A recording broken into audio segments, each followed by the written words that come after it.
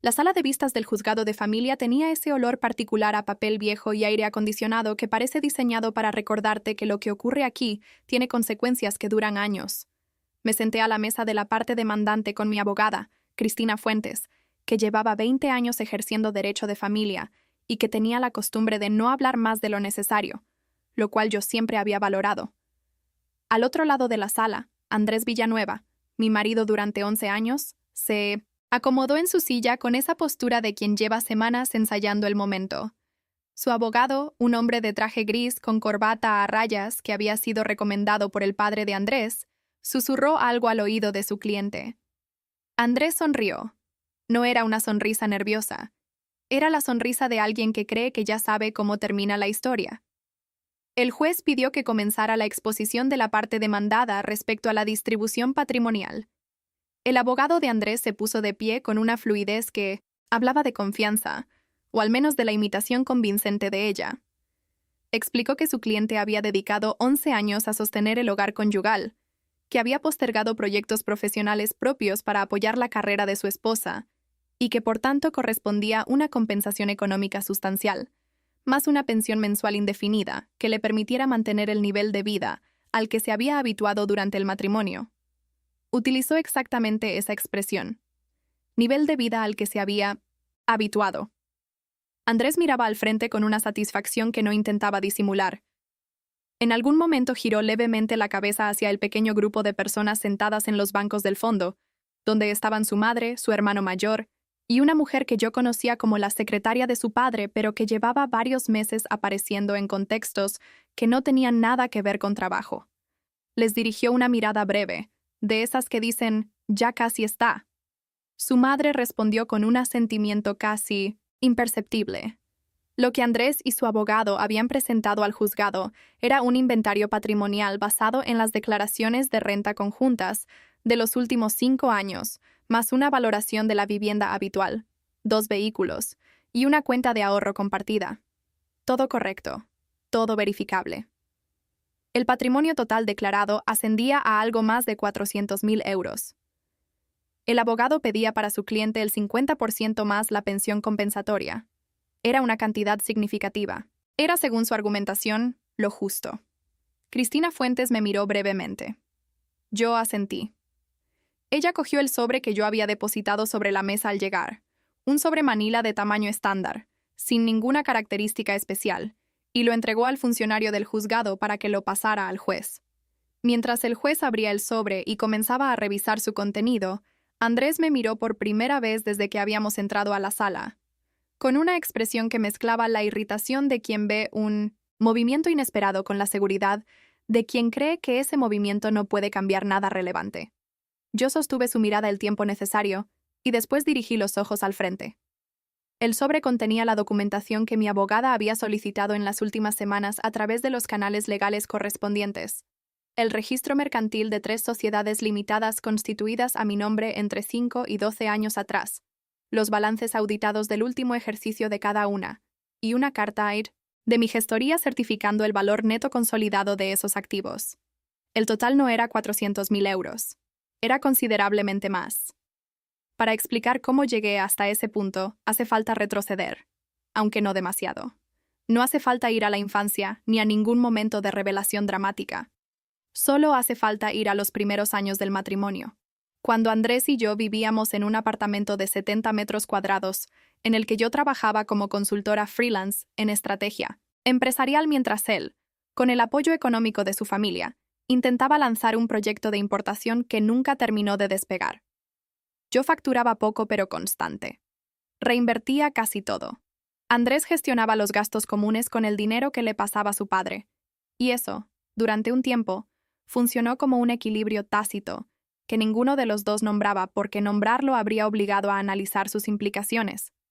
Lo que Andrés nunca entendió, porque nunca preguntó con suficiente detalle, era que mis clientes eran empresas medianas con problemas de estructura organizativa, y que con el tiempo esos encargos puntuales habían derivado en relaciones continuadas, y que 2 de esas relaciones habían derivado en participaciones societarias, como compensación parcial por trabajo, que en aquel momento no podía pagarse en efectivo.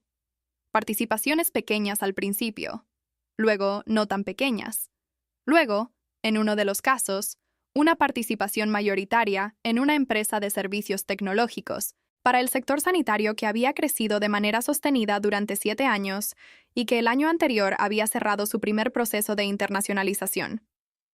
Yo nunca mentí sobre nada de esto. Simplemente, cuando Andrés preguntaba cómo iban los negocios, yo respondía que bien, que había trabajo, que estaba ocupada. Él interpretaba eso como el lenguaje menor de quien gestiona una carrera modesta. Yo lo dejaba interpretar porque corregirlo habría requerido una conversación sobre por qué él nunca había preguntado con más detalle, y esa conversación llevaba inevitablemente a otra sobre qué tipo de matrimonio habíamos construido, y yo no estaba preparada para tenerla hasta que lo estuve. La estuve cuando encontré los mensajes. No voy a describir los mensajes porque no son lo importante. Lo importante es lo que ocurrió después. Que llamé a Cristina Fuentes, que fui honesta con ella sobre la totalidad de mi situación patrimonial desde el primer minuto, y que le pedí que construyera la estrategia legal sobre la realidad completa, no sobre la versión reducida que Andrés tenía en la cabeza. Cristina me escuchó, tomó notas, y al final de la reunión dijo: «Bien, eso cambia bastante las cosas». El juez terminó de revisar los documentos del sobre. Pidió al abogado de la parte demandada que se acercara a examinar el material. Hubo un momento en que el abogado de Andrés leyó algo, levantó la vista, volvió a leer, y después se volvió hacia su cliente con una expresión que había dejado de ser la de alguien que controla la situación. Andrés le preguntó algo en voz baja. El abogado respondió también en voz baja, y lo que fuera que dijo hizo que la postura de Andrés cambiara de manera perceptible. La espalda que había estado recta durante toda la mañana se contrajo levemente. La mandíbula se tensó. La audiencia se suspendió durante 20 minutos para que ambas partes pudieran revisar la documentación nueva. Durante esos 20 minutos yo permanecí en mi silla. Bebí agua del vaso, que el funcionario había dejado sobre la mesa, y respondí un mensaje de trabajo que no podía esperar. Cristina revisó sus notas. Nadie me habló. Cuando se reanudó la sesión, el tono había cambiado. El abogado de Andrés solicitó tiempo adicional para preparar una nueva valoración. El juez lo concedió, con fecha límite. La audiencia se aplazó. En el pasillo, mientras esperábamos el ascensor, Andrés se acercó a mí por primera vez sin su abogado cerca. Estaba pálido de una manera que no tenía que ver con la iluminación del pasillo. «¿Por qué no me dijiste?», dijo. Y la pregunta era genuina, lo cual me pareció lo más revelador de todo. No era una acusación. Era la pregunta de alguien que de verdad no había visto lo que tenía delante durante 11 años. «Te dije que las cosas iban bien», respondí. «Muchas veces». «Eso no es lo mismo». «No», admití. «No es lo mismo». Se quedó callado un momento. Luego dijo, con una amargura que intentaba disimular sin conseguirlo del todo: «Toda esta vida que llevabas y yo sin saber nada». «Toda esta vida que yo llevaba», dije, mientras tú asumías que ya sabías suficiente para no preguntar más. El ascensor llegó. Entré. Las puertas se cerraron. Las semanas siguientes fueron administrativamente complejas, pero emocionalmente más limpias de lo que había esperado. La nueva valoración patrimonial obligó a replantear la totalidad del proceso. Conforme a la ley, la distribución aplicable era sobre los bienes gananciales, y dado que las participaciones societarias habían sido constituidas antes del matrimonio o derivaban de trabajo profesional previo con estructura jurídica independiente, la mayor parte del patrimonio no estaba sujeto a reparto. Lo que sí estaba sujeto a reparto era justo y estaba claramente delimitado. La pensión compensatoria fue revisada y reducida a un periodo de 3 años, proporcional a la situación real de ambas partes. Andrés no era un hombre sin recursos. Tenía una familia con patrimonio propio, una red de contactos, construida durante años, y una capacidad profesional que había elegido no desarrollar, pero que existía.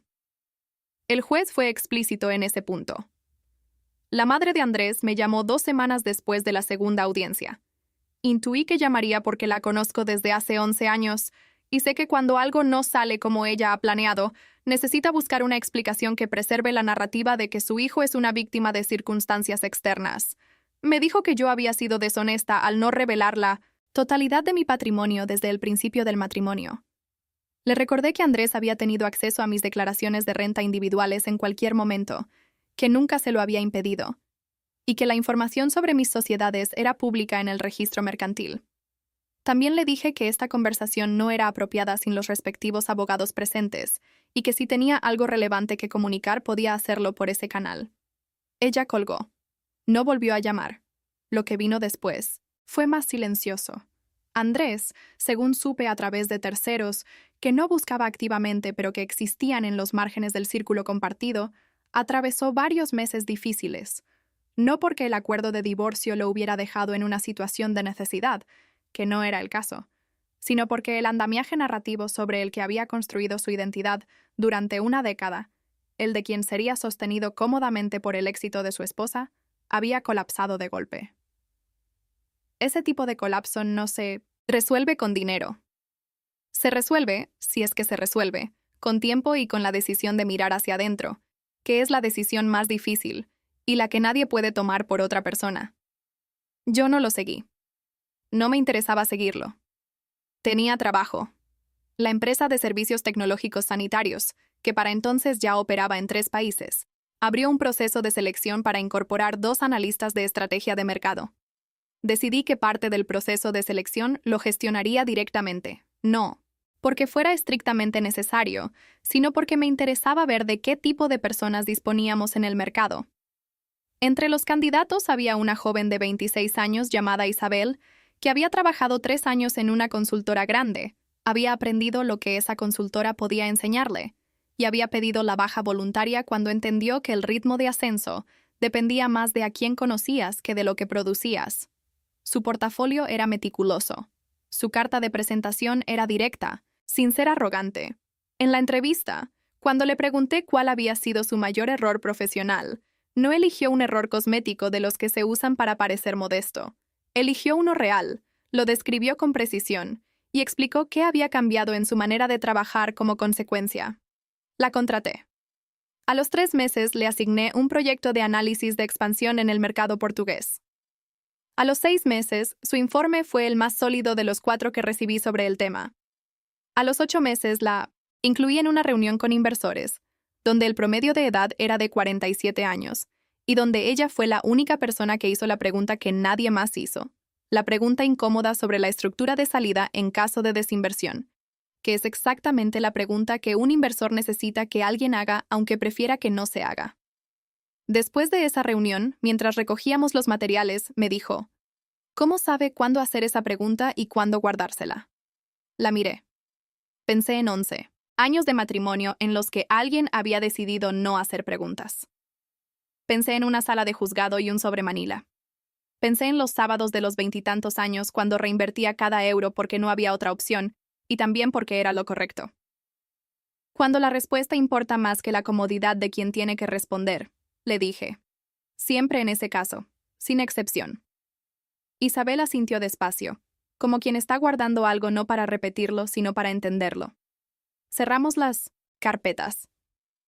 Salimos a la calle. Afuera la ciudad tenía ese ruido de tarde entre semana que no es ni urgente ni tranquilo, solo continuo. Yo tenía una llamada a las 6 con el equipo de Lisboa. Isabel tenía un informe que terminar antes del viernes. Ambas teníamos trabajo. Eso, por encima de cualquier otra cosa, era suficiente.